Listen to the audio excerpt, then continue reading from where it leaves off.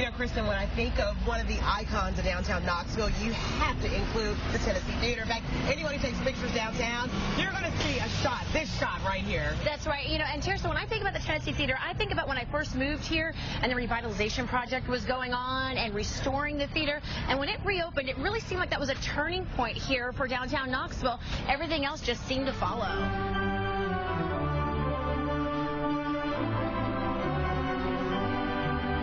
The historic Tennessee Theater opened back in 1928. It was part of the movie Palace era.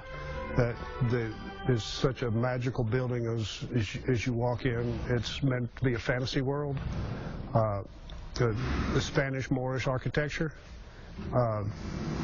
It was a first run movie palace. We had the Wurlitzer organ, which still is in use today.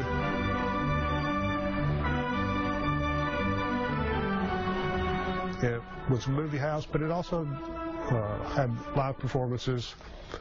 Some of the artists that have played here, Johnny Cash, Butterfly McQueen, Donald O'Connor. So it has a rich history as well. But hard times hit and the theater closed in 1978. By the early 80s, it was nearly demolished and turned into a parking lot, but it was spared, all thanks to Dick Broadcasting. There was a Tennessee Theater in Nashville that they did knock down and made a parking lot or such as that. So, I mean, Knoxville's really lucky to have two historic theaters.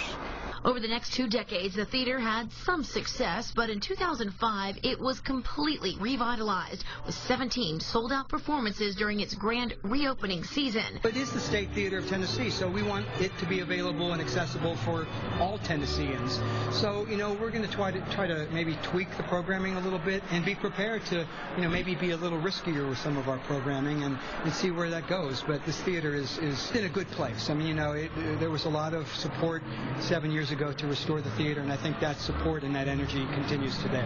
Many have said the Tennessee Theater is responsible for bringing new life back to downtown. There's no secret that the businesses, particularly the restaurant business, and you know, their business doubles and triples when there's shows in town. So it is really an economic driver. It brings people downtown, and maybe even if they're not going to the Tennessee, the night of shows, I mean, it's a vibrancy in and among the merchants and the store owners and just the general public that it's pretty palpable, actually. So, yeah, it's kind of the epicenter, I think. For upcoming shows and events, just visit TennesseeTheater.com.